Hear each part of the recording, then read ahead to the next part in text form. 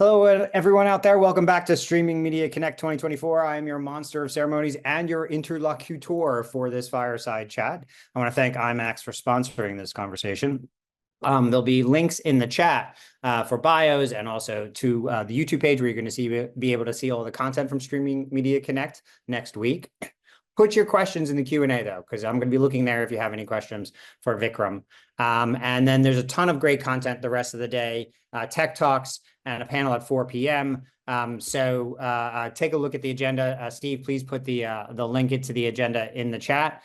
And then without further ado, I'd like to bring to the stage our special guest for this fireside chat, Vikram Arumilli. He's the SVP and the general manager at IMAX. Hey, Evan. Brand, hey, how are you? Thanks for doing this. Thank you. IMAX is traditionally a brand. I understand that you've been doing a lot of different things, but I think, we'd love to dig into those because it's traditionally a consumer-facing brand and one that's best known for high-end premium cinematic experiences. It's a pretty amorphous title you got there. Yeah. So what does the SVP and GM of IMAX do? And then what's your mandate there? Yeah, so I guess my full title is I'm SVP and GM of our streaming and consumer technology group. And so, as you said, IMAX has traditionally been known to be the big theatrical business. We have over 1,700 screens in 90 plus countries.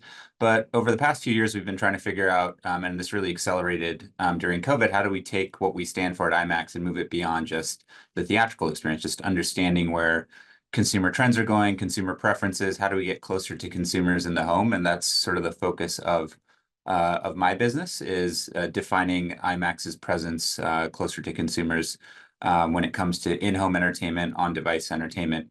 And so we have a part of our business called IMAX Enhanced, which is where we started about 5 years ago. We have partnerships with consumer electronics manufacturers like Sony, where we license our brand on very high-end devices. So unlike Dolby, which is on an entire potential set of SKUs for a manufacturer, we only focus on very high-end devices that meet top-of-the-line specs. And so those are IMAX enhanced devices. We have TVs, soundbars, a few projectors, a very high-end laptop from HP. And those are all predominantly licensing deals that you're doing based on a set of specs that you produce and that the partner needs to meet in order to reach the level of quality that you expect from the brand.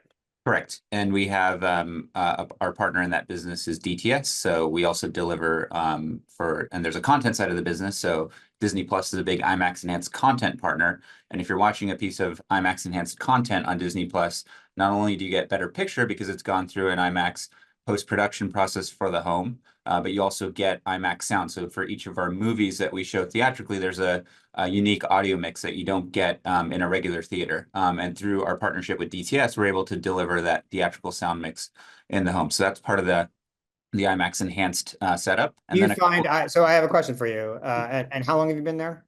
5 years now. Okay. And so how are you finding the brand translating to the living room for the consumer? Do you feel that it translates well? Does it show up in sales? I know you can't go into too many details, but how is it translating for the consumer? Because you have an experience that you can almost entirely control in the theater, and one that you don't as much at the home. How is it working? Yeah, so the reception initially has been very strong, and so one of the things that we've seen is when you go to our streaming partners who do have IMAX enhanced content like Disney Plus, Sony's Bravia Core service, there's other partners in Europe and Asia. What you see is that IMAX enhanced content drives increased engagement, it drives retention, it drives signups. So those are all the key metrics that folks are looking for when you're running a streaming service. The goal, though, is how do you expand this and do so in a meaningful way. We don't want every single piece of content to be IMAX enhanced. And you also don't want every single device to be IMAX enhanced because then you don't stand for anything. And what we've really made our mark theatrically is we stand for something. The titles that we show in our theaters are the biggest, best tentpole titles. We are always the best screen in any multiplex. And so we don't want the brand to be diluted in a way where we're everywhere, but we want to do so in a way that stands out in consumers' minds. And I think we're doing that. It's just a longer process than spraying and praying. Yeah. And then, so you have another side of the business that is relatively new, correct? Yes. So So as I said, the living room, you can control your theaters in a way with your partners that is very difficult to do in the living room, right? There's just so many, Exactly. there's bandwidth constraints, there's everything, right? And so as you seem to have brought a solution to this though, that is very interesting and a different approach than I might have imagined given what the product is. So why don't you just walk us through that? Yep. So what I just spoke about, the enhanced part of the business, that's the consumer tech Yeah. side of things that are under my purview. The streaming technology side comes from an acquisition as you mentioned, that we did 2 years ago of a company up in Waterloo called SimWave. So SimWave was started at the University of Waterloo. The co-founder, Abdul Rahman, is my teammate now. He's the chief product officer of IMAX. And what SimWave's back, sort of, if we step back, they created a technology called VisionScience. And basically what they've done is they've taken human vision from tens of thousands of subjects and translated that to an algorithm. What you can do with that, it opens up several use cases, and we have a couple of use cases. Can I ask a question? So, Yeah. did someone like drain someone's vision? What do you mean it took human vision? Explain that phrase to me. Yeah, so I guess to simplify it, basically they have a lab that runs, and the professor who co-founded the business with Abdul is still at the University of Waterloo, Professor Wang. And they brought in a bunch of subjects, asked them to grade content quality manually. And what you can do is when you do that at a certain amount of scale, you're able to then build an algorithm that instead of requiring golden eyes, which are actual people that we have golden eyes at IMAX, every studio has golden eyes. But what they do is they go really close to a really good screen and say, oh, that looks good. This doesn't look good. Here's why it doesn't look good. Here's what needs to be fixed. We can do that all in real time and in an automated way. So our technology, VisionScience, basically allows you to score any piece of content scene by scene on a 0 to 100 scale. So that opens up a few use cases. The first use case is you can sell it as a quality monitoring tool, which we do today, called, and that's our StreamAware product. So we enable any streaming service, broadcasters, whether it's on demand or live, to grade their content quality to ensure that what they're delivering to consumers meets the bar that they hope to meet. And when you're talking about tens of thousands of hours in a Yeah, library, like A&E has tens and tens of thousands of hours in their library. yeah, Uh, is this an AI version of what you would do from a QC standpoint with golden eyes and other types of human solutions? exactly. Right. Yes. So when we were doing the diligence on SimWave before we made the acquisitions, one of the things we heard is that the biggest streaming services, as you said, tens of thousands of hours of new content being added every year to the service.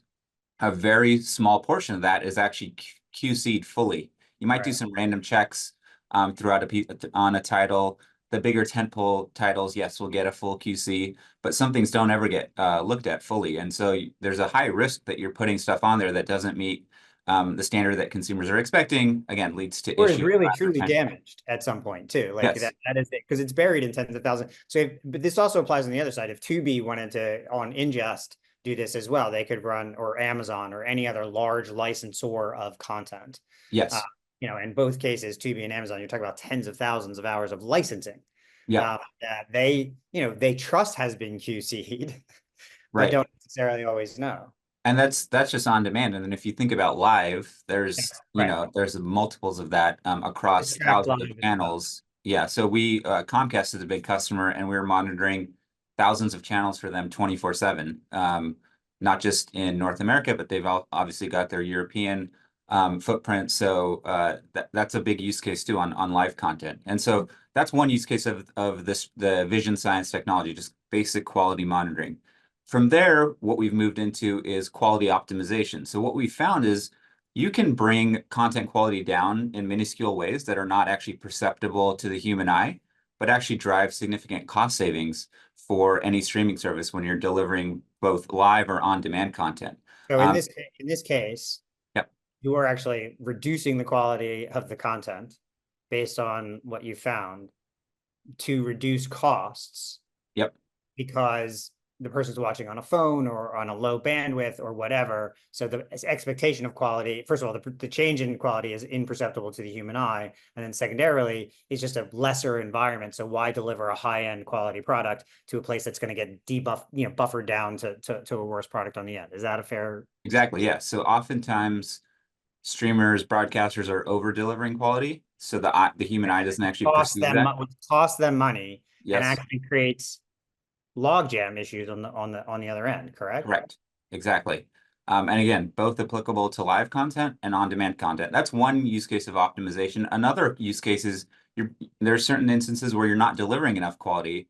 Streaming services want to deliver better quality, but they want to do so in a way that doesn't break the bank. So we can tell them, all right, here's where you can deliver higher quality. Here's where it doesn't make sense to do that. And that's all, again, our AI-based tool, our technology is called StreamSmart, works both on demand and live content. And this is part of the streaming technology side of our business. When you think about IMAX is known for quality, for consistency of quality.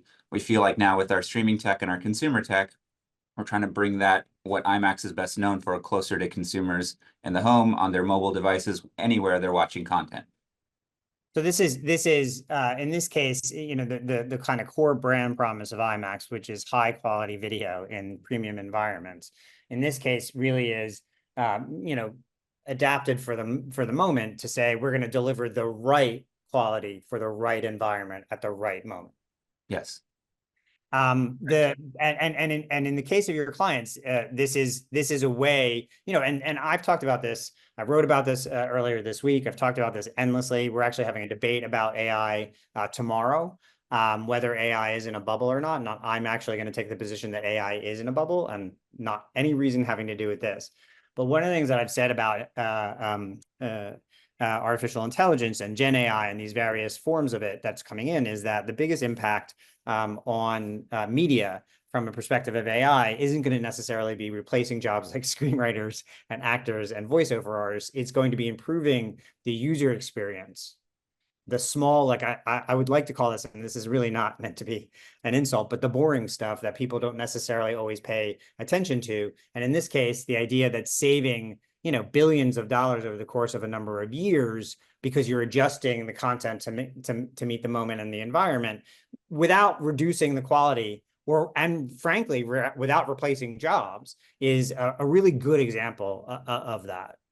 Yeah, I think I'm probably aligned with you in terms of some of the hype around AI, but we feel like we have a real use case that's actually being monetized, and that's, as you said, it's working behind the scenes, but it's doing a great deal to improve the customer experience, the consumer experience, but also not, as a lot of people claim, AI is going to destroy a bunch of jobs. We're not actually doing that. Our goal is more kind of behind the scenes improvement that helps people get that level of quality that they expect. And the sales pitch here is I'm going to save your company money. I'm going to actually make the user experience better overall. But at the end of the day, this is about, you know, CDN costs and other delivery costs that you're paying irrationally because you're over delivering on quality to a phone or Yes. to a non HD TV or whatever it is. Yeah, save you money, make your quality more consistent. And three, free up time. Every streaming service we talk to, every one of our customers, they've got a million competing priorities. The less time they can spend in the weeds on how do I optimize quality to the level that I need, the more it frees them up to do other things. And so there's a few different points that we try to hit when we go to them. Yeah, and so there's a kind of science of management here that really affects your ability to get people to buy into this, right? So change at any large organization, especially these huge media companies, right? Yeah. And the more traditional the media company, the harder to change. These are people who are managing their rights management on Excel in many cases, right? Yeah. And so getting them to shift workflows for this new product. I imagine there's a decent amount of friction there on that first conversation. It's like, you want me to take this all apart to stick your new product in here? How am I supposed to fucking do that? My world is burning down right now. Yeah, I feel like you've been reading my emails and my Slack messages. Because yeah, this is what we're grappling with every day.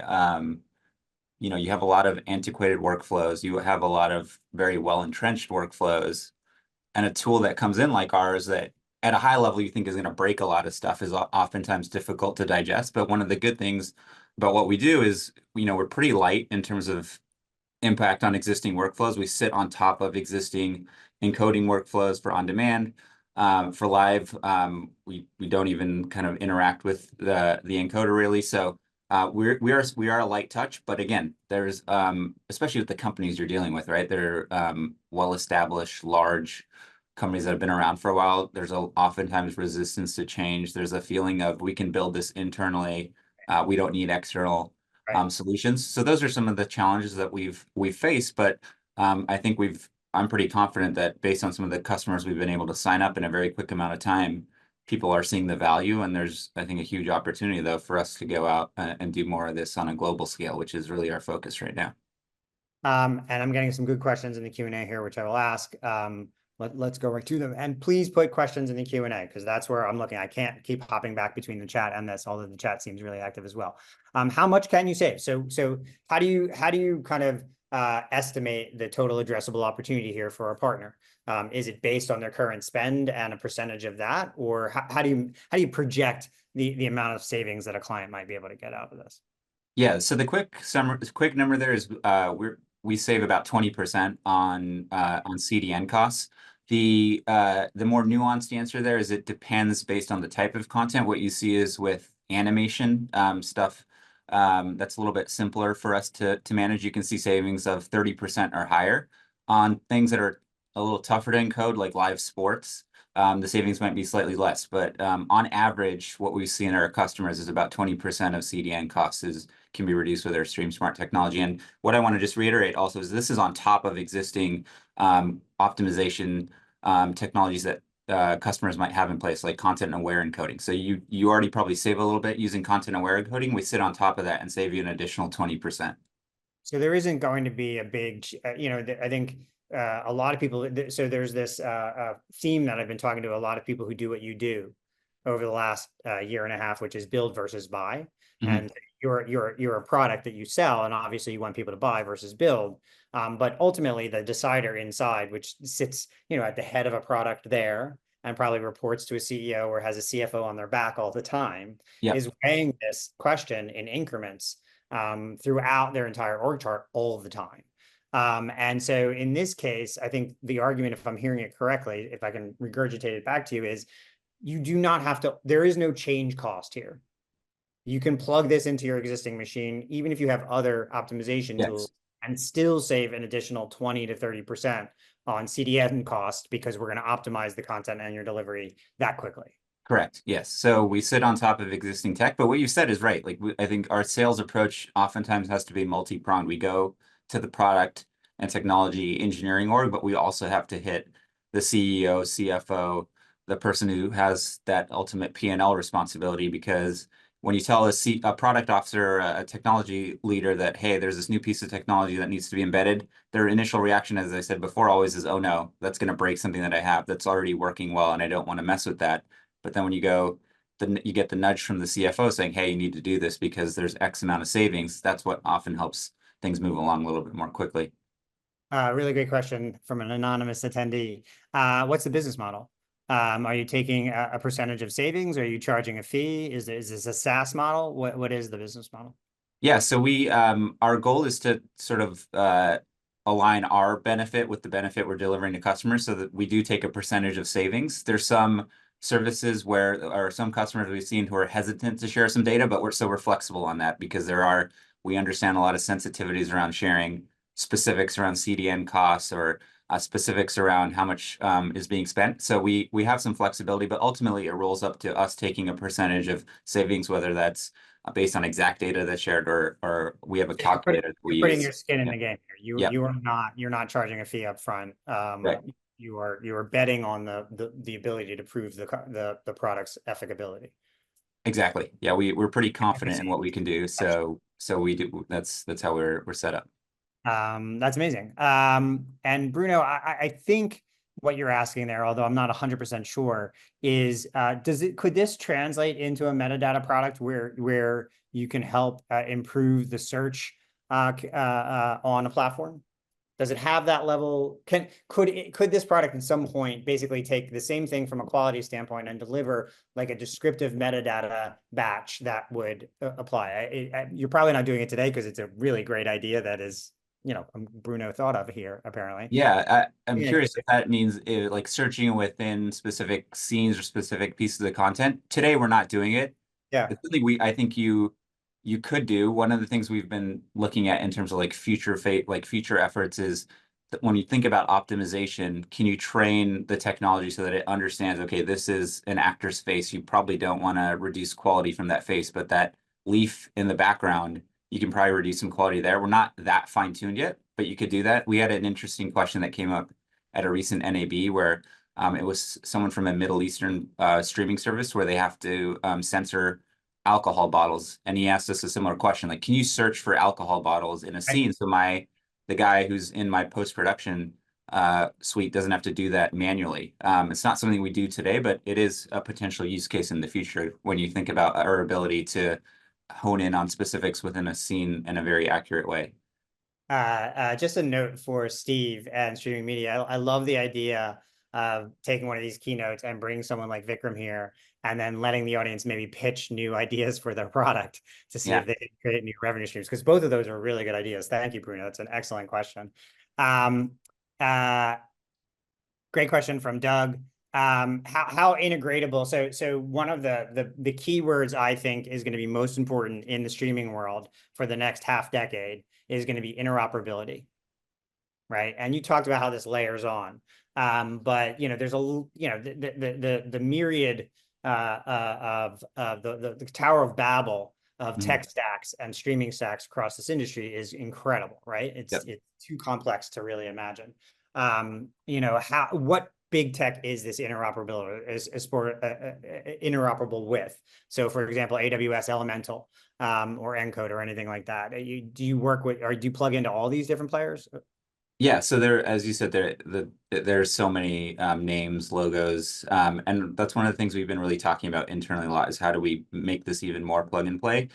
So folks who might have been at NAB, you might have seen that we were in the AWS booth there. So we do have a burgeoning partnership with AWS. We did something with the NBA recently in China where we served some live NBA Finals games in theaters. That was all built off of AWS there. And so that's a partnership we're very excited about. We hope to do more with them in the future with Elemental as part of that as well. We've been talking about how do we provide more encoder support across for both our on-demand, StreamSmart on-demand product. So right now we don't support every encoder, but that's kind of on purpose because we're trying to support the biggest, most widely used encoders. Eventually, our goal is by the end of this year, how do you get to supporting 80% of the encoders that are in the market or 80% of the volume of content? So yeah, that's always going to be a challenge is to support every single part of this crazy tech stack that's out there, but Well, we're doing our and best. and doing it in a way, I think going back to the earlier comment you made, which is the intentionality of it, especially I think there's a commoditization going on in our industry across all the tech that we've discussed here today. And part of that's just bound to happen, CDN delivery in particular. But there's also a risk for a brand. You're the caretaker of this brand, right? Yes. And you have to be pretty discriminating with regards to how it's employed in order to make sure that the level of quality is always meeting the brand. Yeah, that's one, and it's the brand, and it's also just generally like in terms of internal prioritization. We don't have a massive team, and it's how do you ensure that you're building for the future while also kind of uh, leveling up the existing products, and that's always a balance that Abdul and I, in his role as chief products officer, are kind of balancing the business side and the technical side. So you talk about what your team and how you manage expectations and manage bandwidth and all that kind of stuff. So you've been there for 5 years. You had a team in place, but then you just acquired this team, which is not necessarily on plan, right? Yeah, so the SimWave team now, which is part of their streaming and consumer tech group, we have a bunch of people up in Waterloo, but it's a distributed team. We have folks in Europe, we have folks all over the US. And yeah, so it is me in New York trying to manage folks all over. And very heavily remote too, yes. Yes. So when we made the app, so just I guess one fact is IMAX overall corporate. We've been back in office for a while now. Rich Gelfond, our CEO, had us all come back in I think September of 2020. And just personally from the way I work, I've really enjoyed that. I've always been someone who finds more value in being in person. I grew up in the consulting world and did my own startup. So I've always been around very tightly knit teams on site. And so that's been great for me. But when we acquired SimWave, they were remote. And that's one thing we've retained is so we've got a bit of a mix here of in-office and remote culture. And how do you do, I mean, as a manager who prefers in person, but has no choice but to deal with this new system, and particularly people in many cases that you've never met before, right? In a new business, so two different cultures, remotely versus in person, how does a manager like yourself really, address that kind of asymmetrical management ecosystem? Yeah, so I think one on the very basics, I'm on the road a lot. So I'm out in LA a lot, meeting with customers. We have team members out in LA. I'm in Toronto and Waterloo frequently as well, meeting with the team. So that's one way I get in front of folks, get a chance to put faces to names. We do very regular check-ins with the team, bi-weekly, all hands where we share updates. But more generally, I think what I found is that a lot of the stuff that I employ in kind of my day-to-day as a leader is just stuff that I've learned from watching other great leaders who I admire. So especially when you have a remote team, I think the emphasis on over communicating, and it's not just me speaking top down, but taking time to listen in these all hands team meetings, one-on-ones, understanding where people are having issues, and trying to address those as effectively as I can, as quickly as I can, so things don't fester. Is one. And two, as I mentioned earlier, it's about being very ruthless on prioritization and simplification. So making it very clear to the team, here's the top 3 things we need to be focusing on. Here's why. If anything is not clear, please come back to me and let me know. And so that's where I think we've been able to maintain a healthy progression towards our goals. Is even though we're all over the place and there's always time zone differences, I think we do a great job of staying in touch with each other, over communicating, simplifying, prioritizing, and that's what's helped. Yeah, I think it's really hard for managers at this time to understand that you really do. Everybody's not just going to know something, right? Especially what they're supposed to be doing in the list of 10,000 things that they have to do on a regular basis, right? And so over communicating, which seems like a drain on a lot of managers at some point, is I think part of the crux of managing an asymmetrical workforce of multi-generational people from different backgrounds and expertises at the same time. So I really appreciate that point of view. I think it's pretty refreshing. It does show, I think, an adaptable, because you prefer in person, but sometimes you just don't get that choice. And especially if you're gonna recruit and maintain and retain the level of talent that you need to do what you want, you're gonna have to adapt to their needs as well. Yeah, we had a board meeting recently, and one of the things I shared that which we're proud of is since acquisition, so it's now been 2 years since we acquired SimWave, we haven't lost a single team member voluntarily. There's a couple of people who we've let go, who we didn't think were right fits for the organization in the long run, but clearly something is working well. And a lot of the credit for that goes to Abdul, the co-founder of SimWave, who's now still with IMAX, as I mentioned. He's built an amazing culture. He's been able to retain a lot of this talent because a lot of the engineering and product folks report into him. But we don't take that for granted. And so that's something we're constantly working on what can we do to keep people excited, keep people motivated, and really show that we're on the right path here and building something really great. Yeah, and it should be noted that if you look at the data, the majority of acquisitions don't work out. And so that you're 2 years in and you haven't had an exodus of any merit whatsoever is incredibly telling. So congratulations on that. Seems like a really great product. All his contact information is in the chat. Please reach out if you have any questions that we didn't get to here today. Thank you so much, Vikram, for being here. It was a great session. Also, thank you to IMAX for sponsoring this. The walk-up music was Groove Holmes by the Beastie Boys. The winner is Bob Wool. This is what I actually knew.